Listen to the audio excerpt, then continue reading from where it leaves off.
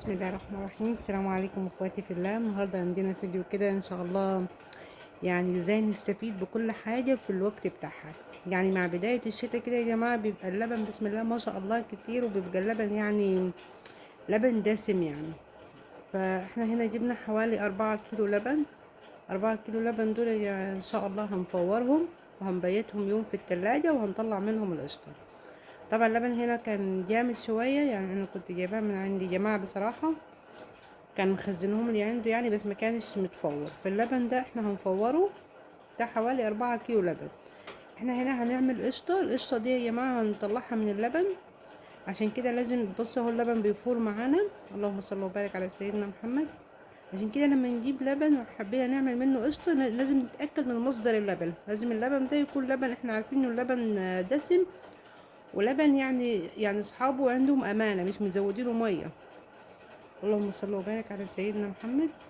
هنا بيتنا اللبن تاني يوم بعد ما فار، بيتناه بالطريقه دي في التلاجة يا جماعه، ما خدناش منه اي حاجه. بسم الله ما شاء الله، شايفين كميه القشطه اللي طلعت منه.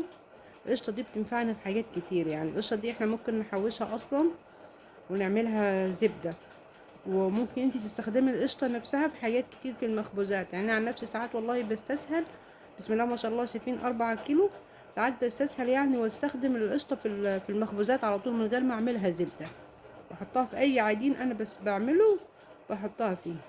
عشان كده لما نجيب يعني مع بداية الشتاء كده بيبقى اللبن بجد، بيبقى اللبن يعني ما شاء الله بيبقى كتير وبيبقى اللبن ما شاء الله يعني دسم. فاحنا كده دي البرطمان اللي احنا بنعين فيها القشطة. يعني انا كل ما بيخلص اللبن ده بجيب مثلا 4 كيلو 5 كيلو وافوره واحطه في التلاجة. هنا بقى جبنا ايه، جبنا شروة فراخ برضو من الحاجات اللي بتفيدنا وبتساعدنا على احنا ايه، يعني نظبط ميزانية البيت. هنا بسم الله ما شاء الله جبنا شروة فراخ. الفراخ دي انا غسلها كويس ونقعها في مية وخل. وافضل طريقة لغسيل الخل بتاع اللي احنا ننجعها ونسيبها تتصفى. شايفين هنا لما اتصفت يا جماعة من المية والملح، بس الفراخ لما دي متصفية من امبارح بالليل. عندي هنا بهارات، عندي ملح وفلفل وبهارات لحمة. طبعا احنا جبت شروة فراخ كده، فقبل ما هنحطها في الفريزر هنتبلها. حتى لو هنسلقها يا جماعة نعملها التتبيلة دي، لان لو انت عملت التتبيلة دي وسلقت الفراخ بتبقى بالظبط معاك زي المشوية بالظبط. هنا انا عندي فراخ، دي فراخ صغيرة شوية، جوز يعني عندي، جبت جوز حشو وجبت فرختين كبار يعني يتربعوا.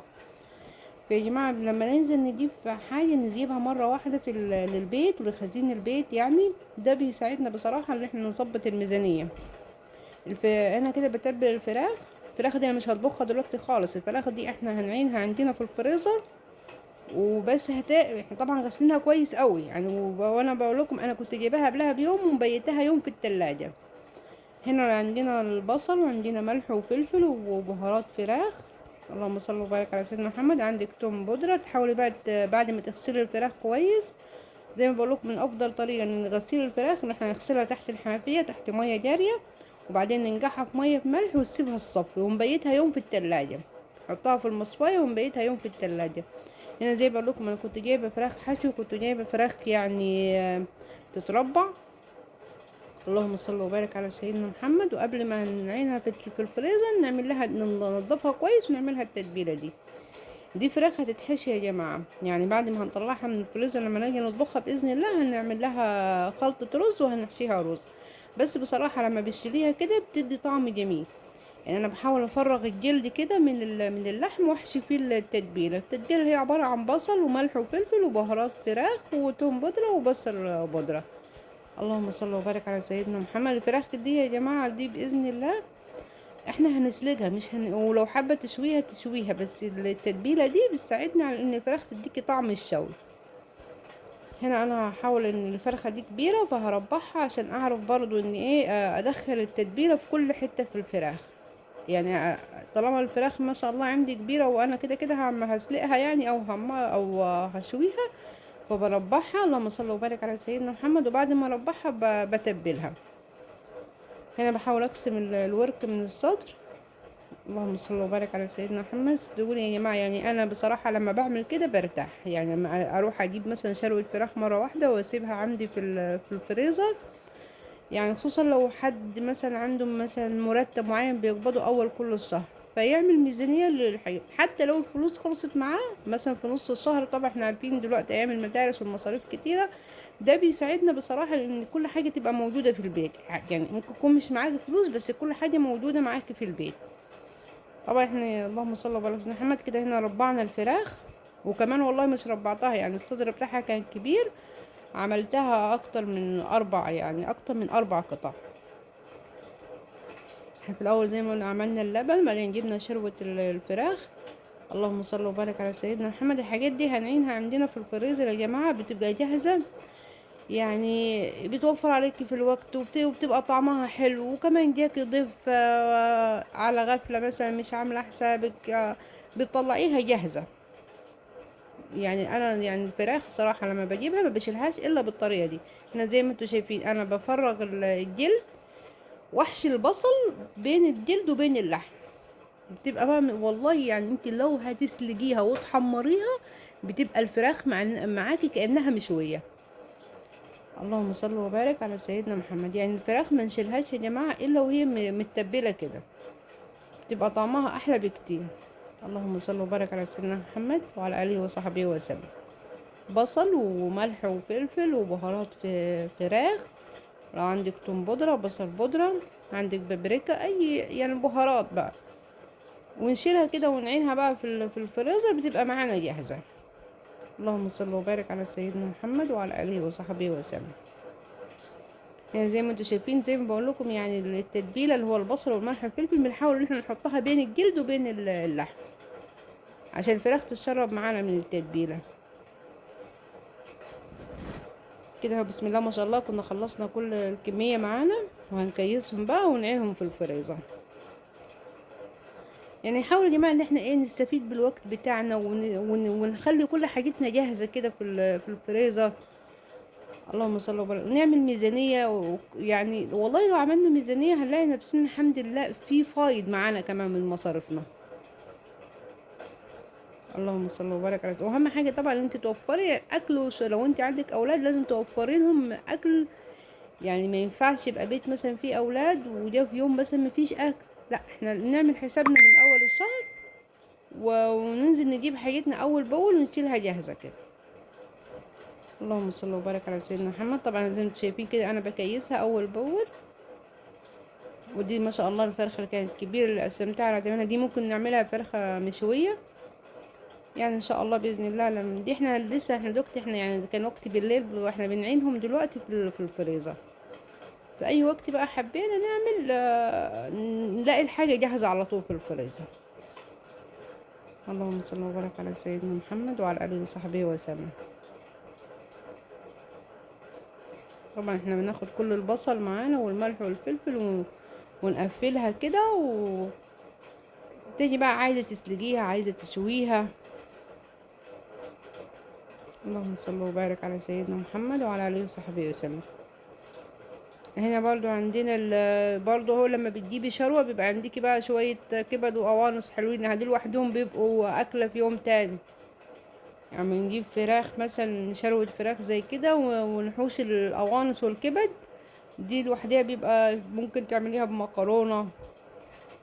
اللهم صل وبارك على سيدنا محمد. دول خلاص كيسناهم وهنحطهم في الفريزر. هنا بقى عندنا الايام دي بقى كان موسم الرمان، يعني مع اي فاكهة في الموسم بتاعها استفادوا بيها. يعني انا الرمان ده لما جبته كده كان الكيلو بتاعه ب12 ونص، وكان هو بقى الموسم بتاعه. بسم الله ما شاء الله جبت شروة كده بحوالي 100 جنيه وفصصناها. اللهم صل وبارك على محمد. ونعينها بقى كده يعني تبقى عصير جاهز بقى في التلاجة. داخل علينا الشهر الكريم، طبعا احنا عارفين هو طبعا شهر صوم وعبادة، بس احنا طبعا بنحب الشهر ده يبقى بيتنا مليان خير. فالرمان ده بقى من العصاير الجميلة أوي، بتعمليه مع كركديه مع عناب. فأي فاكهة بتاعت الموسم يا جماعة نستفاد بيها. يعني مثلا في موسم الجوافة، في موسم الفراولة، في موسم المانجا، بتبقى الحاجات دي بتبقى رخيصة جدا. يعني الرمان ده انا بقول لكم انا كان ال4 كيلو كان ب50 جنيه، ال2 كيلو كان على 25 جنيه. فنزلت جبت شروة كده وهكيسها معاكم. هنعينها بقى في الفريزر عندنا زي ما بقول لكم. احنا باذن الله بعد 4 شهور كده ولا حاجه داخل علينا رمضان. فاللهم صل على سيدنا محمد. طبعا الواحد بيحب العصاير أوي في رمضان، وبيحب ان بيته مليان خير، يبقى فيه كل حاجه. طالما الحاجه رخيصه يعني احنا ايه ننزل نستفاد بيها. اللهم صل وبارك على سيدنا محمد. وافضل طريقه بقى اللي احنا نجيب كيس كده ونحطه في الكوبايه، ونعبي بقى الحاجه اللي انت هتخزنيها. كده انا بعبي الرمان. انا كده بعمل اكياس رمان باذن الله. ممكن يعني الاكياس دي باذن الله تقعد معايا كده لشهر رمضان. زي ما بقول لكم بقى بتعملي عصير، بتدخليه مع حلويات. يعني الرمان طبعا حاجة جميلة وحاجة مفيدة جدا، ومعروف يعني الرمان فيه شفاء. يعني كان دايما يقولون ان حبات الرمان دي سبحان الله فيها الشفاء.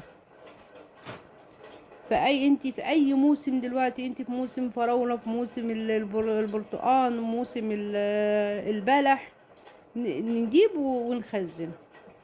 الطماطم لما تكون رخيصة معانا كده بسم الله ما شاء الله كنا خلصنا الكمية. اللهم صل وبارك على سيدنا محمد. وهنروح نعينهم في الفريزر.